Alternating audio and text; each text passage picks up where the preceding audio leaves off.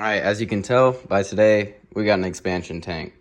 And we have an expansion tank because this one seems to be letting go from where it's kind of molded together. So it's kind of letting go. I can't tell where, but I replaced the radiator hoses. So now this is the new weakest link in the cooling system, and the pressure made it let go.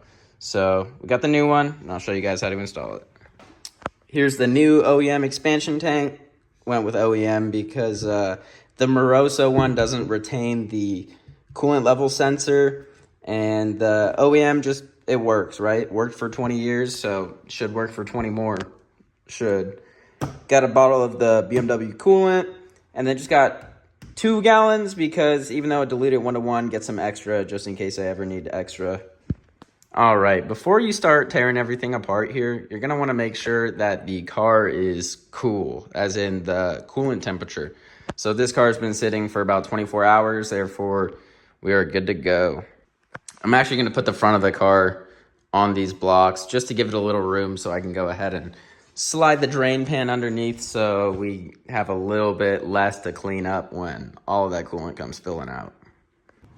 I'm gonna start by just removing the windshield washer, fill tube, and then next we're gonna go ahead and use a flat head to go ahead and loosen this up.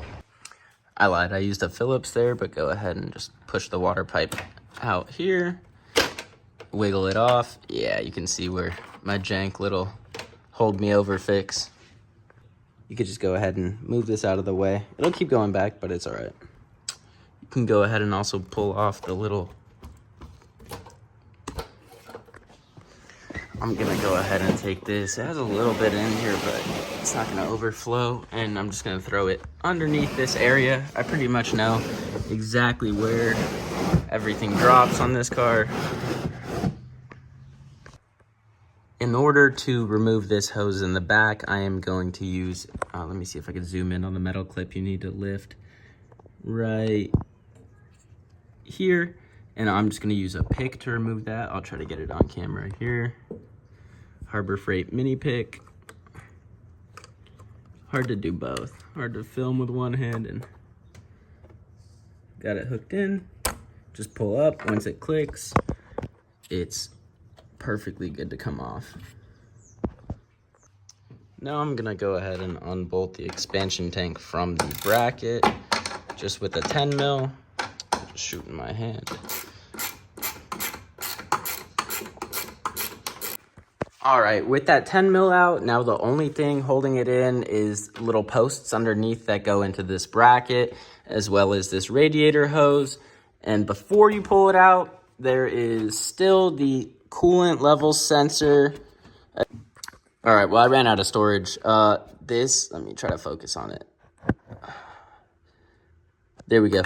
This is the coolant level sensor here, and I realized I called this a radiator hose. It's probably just called like a coolant hose or something, but who cares?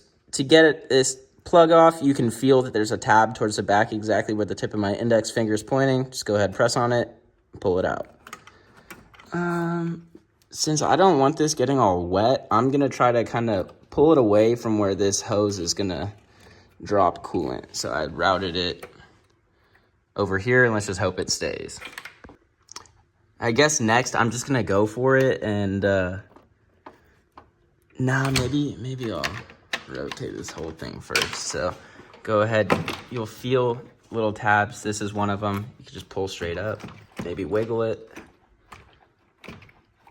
All right, hold on. Let me use 2 hands. Maybe the right hand. Right hand. Let's go. Why'd the flash turn off? All right, next is just gonna be that hose. I'm probably gonna need 2 hands. All right, my phone overheated and I ran out of storage, but yeah, I used both hands to go ahead and pull that out, and I'm just kind of covering this hose so we don't have a crazy spill going on. In the meantime, I'm just gonna I'm gonna pop this off with another 10 mil, and I'm gonna probably cut along this line and then along this line with the angle grinder, just to kind of get rid of the secondary air pump bracket and clean up this corner a little bit. Here's the corner with the bracket out, kind of all the way cleaned up. Not all the way, but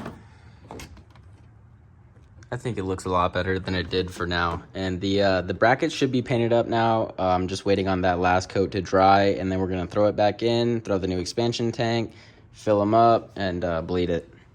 Here's the cut bracket in there. I think it's gonna look pretty good, even though up close you can tell the cut's pretty rough and not 100% straight, and at certain angles you can see it in the light reflection, but I think with the expansion tank on there, it won't look too bad. And yeah. Okay, so I just took the cap off and lined up each of these dowels. Actually, it might not be perfect, but there's two like locator pins, I don't know, dowels, I don't know. Line those up, and might recommend plugging in the level sensor before you... I guess I ran out of storage again, but you guys know... All right, it might be a little too close to the shroud. Yep, there it is. And then just, I felt it click, it's in. These are lined up. Whoa. Yes, oh. All right, so I just kind of seated these one by one. I seated this one first, pushed it into the hole, and then got this one down in there, and then threw the 10 mil back on. Then you can put this hose back on. Go ahead and throw your washer fluid back on.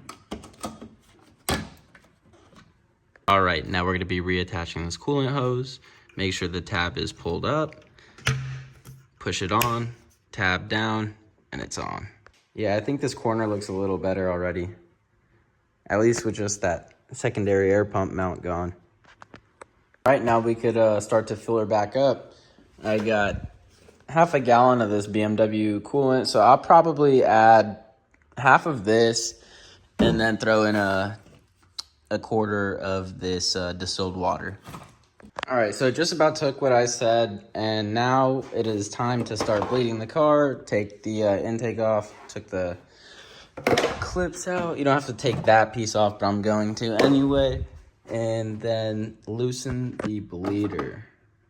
I'm gonna use this little scraper.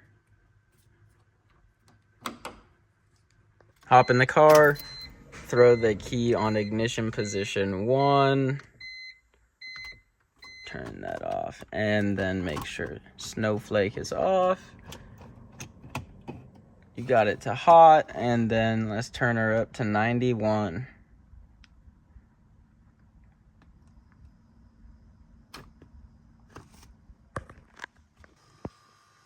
Not too sure if you guys are able to hear it, but the coolant pump should be cycling now. And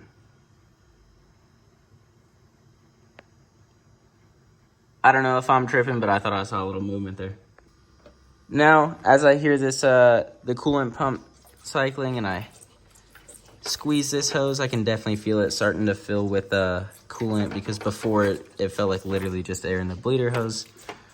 We still have a lot of bubbles.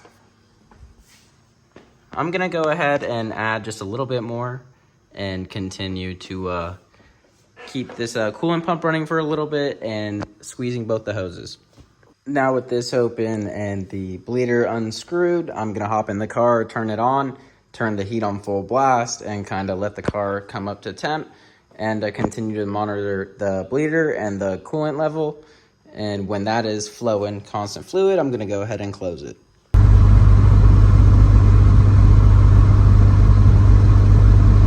All right, we got no leaks. This corner is looking good, nice and cleaned up. I'm liking that cut bracket, but no leaks. So mission success.